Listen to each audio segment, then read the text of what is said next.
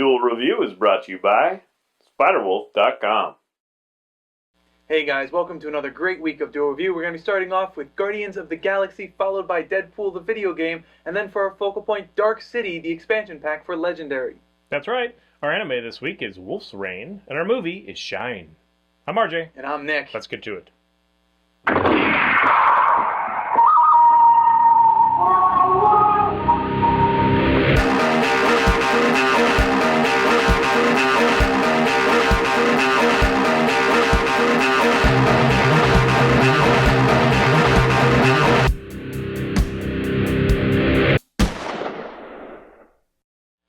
Hey everybody, today is the 1st of July, and we're taking a look at the Guardians of the Galaxy 2008 comic. That's right. Technically, this is the volume 2. The first volume came out in like 1969 or something like that. It was crazy long ago.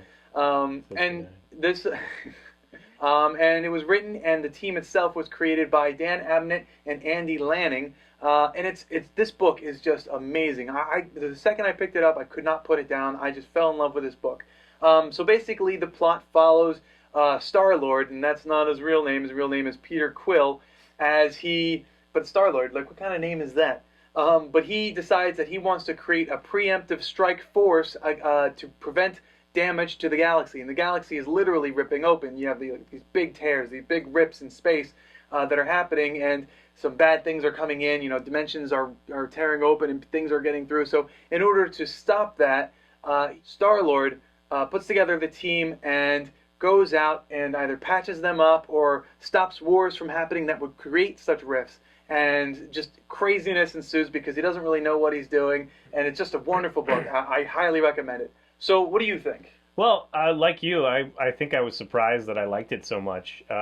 You got much farther than I. It's actually, it's like 28, 26 comics, something like that. So anyway, I didn't get all the way through. I wish I would. I just didn't. I ran out of time. But yeah, boy, is it a fun read. And of course, this is kind of coming off us hearing that they're going to do the movie, you know, not too long ago, like a year ago or whatever it was. Yeah. And so it was like, I don't really like Rocket Raccoon. I kind of hated his character in, Marvel vs. Capcom and stuff. And it's just never been my favorite. I really hate Howard the Duck. And I think it's just because it jars me so much. Like, really? A talking duck? It's like, well, if he's an alien, then why is he still a duck, Yeah. Why is he, but Rocket Raccoon has a slightly different origin, which is kind of fun in itself. And he has, such a great personality. But, yeah, the whole team thing, it's like, why should I care about, Warlock and, all these people? And they kind of won me over, and yeah, I'm looking forward to finishing the series, and I'm going to defer to you for most of the criticism. Right. But I really did enjoy, the art, and I'm not one for the spacey kind of stuff. Like, I usually check out when it's like the Starjammer from, X-Men or whatever, and I don't really get into that, the Skrulls and the Kree and all that stuff. I mean, it's like interesting, but once you remove, it's just kind of like, we want to be like Star Trek. That's why we did this, or Star Wars, or something. I don't know. Can I interject real quickly, because one of the funny things, if you must, one of the funny things about Guardians of the Galaxy is, there's a character who's like, I hate the cosmos. I don't want anything cosmic related, and he kind of warms up to it. His name is Jack Flag. He's a vigilante who was, well, I'm not going to get into his story because it gets kind of explained in it. And then the second thing is, Starjammers actually make an appearance in this book, which is awesome. And because I froze before, there's 25 issues, so I'm sorry, just keep going. Yeah, so it kind of won me over despite that, because I really don't want, and the reason I chose to do this book is because of the movie, and it's like, well, so why is it so popular that they make a movie when they have all these other properties that they could do, kind of thing, and yeah, it was really fun. It's a very solid, well-made book. Now, I did kind of dip my toes into the first, volume, so way back when, and it's pretty bad. I mean, as far as, like, stereotypical at the time, and yes, it was, like, everybody's wearing, like, a foil-looking costume and shit like that. It's really dated, really. So they really updated it nicely here, and, yeah, I unfortunately, it was only the 25 issues, because I would keep reading, right. And I know they redid it now, we just haven't had a chance to do the newer version of Guardians of the Galaxy, but yeah, so now I'm kind of excited about the movie. I'm still a little trepidatious just because it is such a departure from what I'm used to from Marvel recently. I mean, I guess the things that I didn't like about Avengers was the space crap. Like the hordes of people from space. I just kind of checked out during that part a little bit, and so I was worried about this being kind of all of that. Anyway, so what do you think? I mean, obviously you liked it. You said. Yes, this book was great. Unfortunately, there's no real ending because they kind of lost funding, so it just kind of stops. And it stops on such a high note. You're like, oh my God, why? You know, but some of the story does get brought back in later books, and it's easy to find those later books. I can't tell you those books without giving away what happens at the end, so I'm not going to. But yeah, the 25 issues that I read are just simply amazing. There's so much going on. You have, you know, the what is it, the United Church of Truth or whatever it was. They're like Unitarians where they just, you know, oh, it's all about truth, and their starships are powered by the faith of others and all their weaponry and stuff. That's where it starts. Yeah, it's just crazy. Yeah, they're from the beginning. It's just crazy what happens there. Then they're on this severed sentient head that's kind of dead, but it's not really, and that's where their home base is. Their home base is called Nowhere. And it's being, you know, it's kind of like it's kind of like the Citadel in Mass Effect, you know, where like different groups kind of get together and they go through these certain things, you know, where they talk to each other and they do certain things. And the Guardians of the Galaxy are there kind of unannounced. No one really wants them there, but they're there anyways. And the only person who wants them there is Astro Dog. His name is Cosmo. He was like a Russian dog who was sent to this space and never returned. And somehow he developed psychic powers or psychokinetic powers. Yeah, that's where it kind of loses me. I mean, you keep going on to this stuff.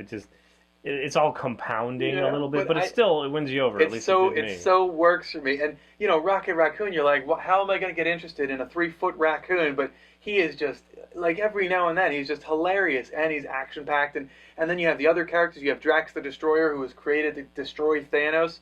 And then you have Gamora, who's like this green skinned warrior woman. You know, you have Drax is green too. Don't be sexist about it. Well, that would be, I guess, racist because I didn't. Yeah, I guess I don't know. Whatever.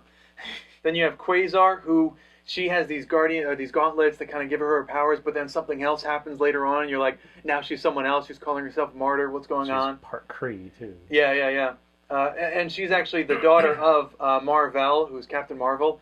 And then mixed in, you have a future character, a misplaced in time character, who his name is Major Victory, and he's got Captain America's shield. How did he get it? Where's he from? What's happening? All the stuff is being asked.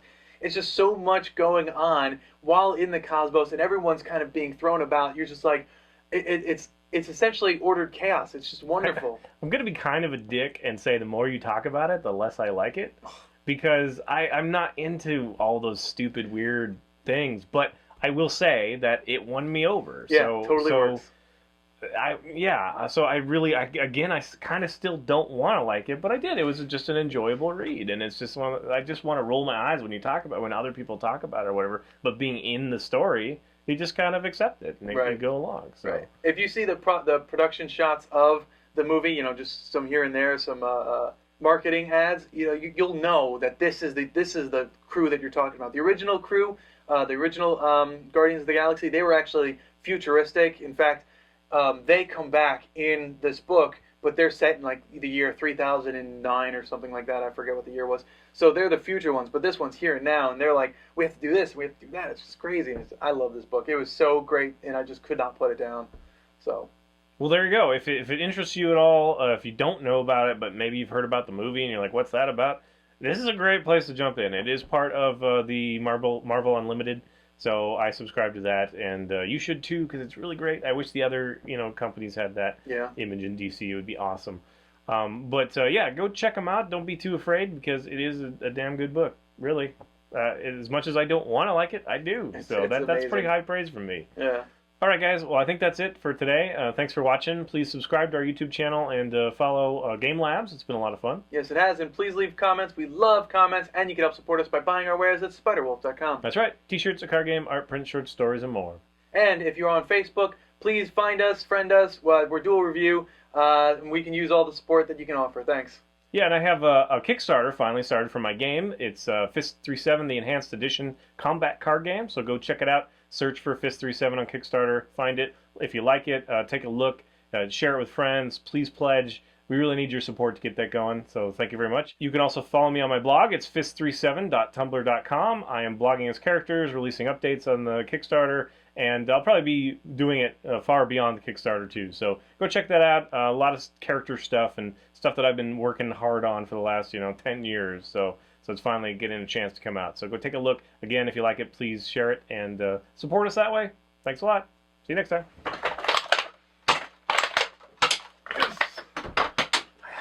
see, look, dude, did you see that? I did. I fucking Nowhere I shot near. it and it's like a foot away. I can't see. Up next is Deadpool the game.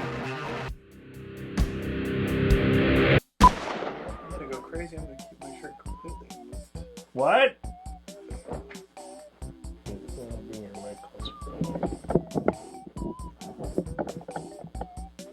Kind of blanked out for a second. I was like, my mouth started moving. My brain's like, wait, I have to catch up. You're going too fast. Oh, see, look, dude, did you see that? I did. I fucking Nowhere I shot near. it and it's like a foot away. I can't see. It sucks. Well, someone did wish you that. Hope that your eyes got better. So. Thank you. It sucks. Still, I guess I take some solace in that it literally would take you a month of nothing but success to catch up to me. Yeah.